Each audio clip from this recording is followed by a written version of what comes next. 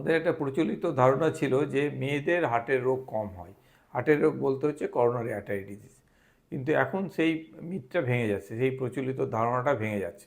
এখন কম বয়সী মেয়েরা এবং সব বয়সী মেয়েরাই হার্ট অ্যাটাকের শিকার হতে পারে।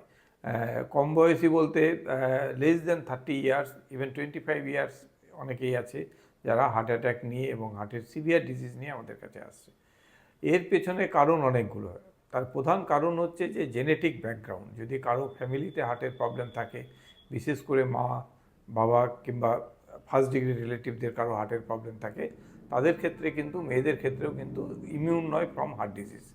আর সেকেন্ড হচ্ছে লাইফস্টাইল মডিফিকেশন, লাইফস্টাইল চেঞ্জ।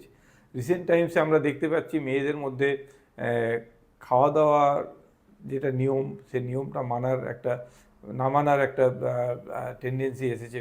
বিশেষ করে স্মোকিং হ্যাবিট। এই স্মোকিং হ্যাবিটটা আমাদের আজ থেকে 15-20 বছর আগে মেয়েদের এতটা ছিল না, যেটা এখন এত বেশি স্মোকিং হ্যাবিট এরা শুরু করেছে। এবং স্মোকিং করার জন্য কিন্তু হার্ট অ্যাটাক হওয়ার সম্ভাবনা, তার সঙ্গে সেরিব্রাল স্ট্রোক হওয়ার সম্ভাবনাও কিন্তু কয়েক গুণ বেড়ে যায়। তো এই যে মেয়েদের, বিশেষ করে কম বয়সী মেয়েদের হার্ট অ্যাটাক হওয়ার প্রবণতা থেকে রেহাই পাওয়ার জন্য একমাত্র উপায় হচ্ছে lifestyle modification, two adopt healthy lifestyle. এবং যাদের ফ্যামিলি হিস্ট্রি আছে তারা নিয়মিত চেক আপ করাবেন এবং ডক্টরকে দেখিয়ে তার জন্য যেসব মেডিসিন দরকার সেই মেডিসিনগুলো নিয়মিত খাবেন।